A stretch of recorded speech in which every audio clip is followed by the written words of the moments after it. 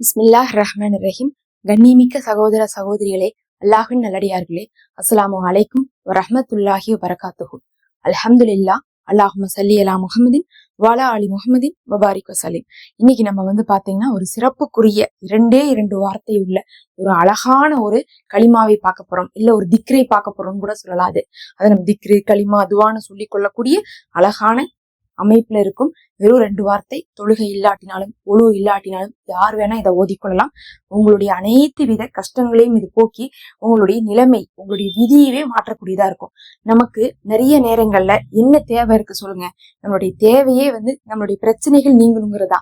இப்ப யாராவது நம்மள்ட்ட திடீர்னு உனக்கு என்ன வேணும்னு கேட்டா, நான் இப்ப அனுபவிச்சுட்டு இருக்கிற பிரச்சனையெல்லாம் என்னை விட்டு போயிட்டாவே போதும், நான் நிம்மதியா இருப்பேன், எனக்கு பார்த்தா இருக்கக்கூடிய காசு கூட போதுமானதா இருக்கு, ஆனா எனக்கு நிம்மதி இல்லாம இருக்கு, வீட்டுல ஒரே சண்டையா இருக்குது, ஒரு ஒத்துமை இல்ல, என்னை என்ன பண்றாங்க, பிறர் கஷ்டப்படுத்துறாங்க, இல்ல என்னுடைய காரியங்கள் அடுத்தடுத்து கஷ்டமாவே இருக்கு, கடன்ல கஷ்டப்படுறேன், இந்த மாதிரி கஷ்டங்களை தான் நம்ம முதல்ல சொல்லுவோம்.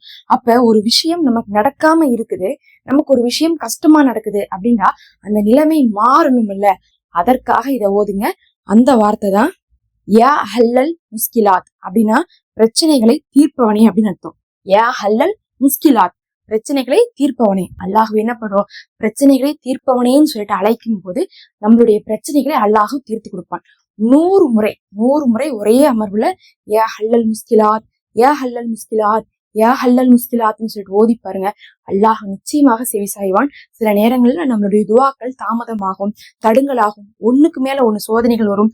ஒரே ஒரு இடத்துல பார்த்தா நமக்கே ஸ்டக் ஆயிடுவோம். என்ன இவ்வளவு பிரச்சனை, ஏன் இவ்வளவு கஷ்டம், நமக்கு மட்டும் ஏன் இப்படிலாம் நடக்குது அப்படின்னு சொல்லிட்டு நம்ம ஸ்டக் ஆயிடுவோம். அந்த நேரத்துல மன ஓர்மையுடன் நீங்க என்ன பண்ணுங்க, இதை மட்டும் யா ஹல்லல் முஸ்கிலாத்ன்னு சொல்லிட்டு 100 முறை ஓதுங்க. யா அல்லாஹ் நீ பிரச்சனைகளை தீர்ப்பவன், யா அல்லாஹ் நீ பிரச்சனைகளை தீர்ப்பவன், யா அல்லாஹ் நீ பிரச்சனைகளை தீர்ப்பவன் சொல்ல சொல்ல சொல்ல அல்லாஹ் என்னுடைய அடியான் நான் பிரச்சனைகளை தீர்ப்பவன்னு சொல்றான். அப்ப அவனுடைய வாழ்க்கையில இருக்கக்கூடிய பிரச்சனைகளை நான் தீர்த்து கொடுப்பேன்னு சொல்லிட்டு அல்லாஹ் என்ன பண்ணுவான், தீர்த்து விடுவான். ஒரு சிலருக்கு ஒரு சில பிரச்சனைகள் காலம் பூரா தொடர்ந்துகிட்டே இருக்கும். அவங்க நினைப்பாங்க, நம்ம லைஃப்ல இப்படியே இருந்துட்டு இருக்கு, நமக்கு இதுல ஒரு விடிவு காலமே இருக்காதான்னு நினைப்பீங்கல்ல. அந்த மாதிரி இருக்கிறவங்களுக்கும் இது ரொம்ப பலன்.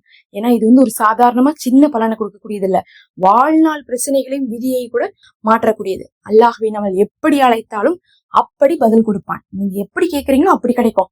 துவாவை ஏற்பவனேன்னு கேட்டா துவாவை ஏற்றுக்கொள்வான், கருணையாளனேன்னு கேட்டா கருணையை நம்ம மீது பொழிவான், பிரச்சனைகளை தீர்ப்பவனேன்னு கேட்டா பிரச்சனைகளை தீர்ப்பான். நம்ம வாழ்க்கையில இருக்கிற பிரச்சனைகள் தீர்ந்தால் போதும், எல்லாமே உங்களுக்கு நல்லதுதான். சிலர்லாம் சொல்லுவாங்க, எனக்கு இருக்கிற பிரச்சனைகள் மட்டும் தீர்ந்துட்டா இந்த உலகத்திலேயே பார்த்தா நான் வேற எந்த நல்லதும் தனியா கேட்கணும்னு அவசியமே கிடையாது, ஏன்னா என்னுடைய பிரச்சனைகள் தான் என்னை கஷ்டப்படுத்திட்டு இருக்கோ தவிர எனக்கு அல்லாஹ் மத்த எல்லா விஷயத்தையும் ஒழுங்காதான் கொடுத்துருக்கான்னு சொல்லுவாங்க. அந்த மாதிரி சொல்ற நிறைய பேரை நம்ம தொடர்ச்சியாக பார்த்துட்டு தான் இருக்கோம். இதை நீங்க 100 முறை ஓதி பாருங்க. கண்டிப்பாக இத்தனை நாள் என்னுடைய விதியில இப்படி கஷ்டப்பட்டேன்னு கவலைப்படுறவங்களுக்கு கூட விதியே மாற்றக்கூடிய சக்தியான வார்த்தையாக இருக்கும். அல்லாஹ் போதுமானவன். பயன் தரக்கூடிய அமல்களை குறுகிய நேரத்துல போட்டுட்டு இருக்கோம். மறக்காம சப்ஸ்கிரைப் பண்ணிக்கோங்க. அஸ்ஸலாமு அலைக்கும்.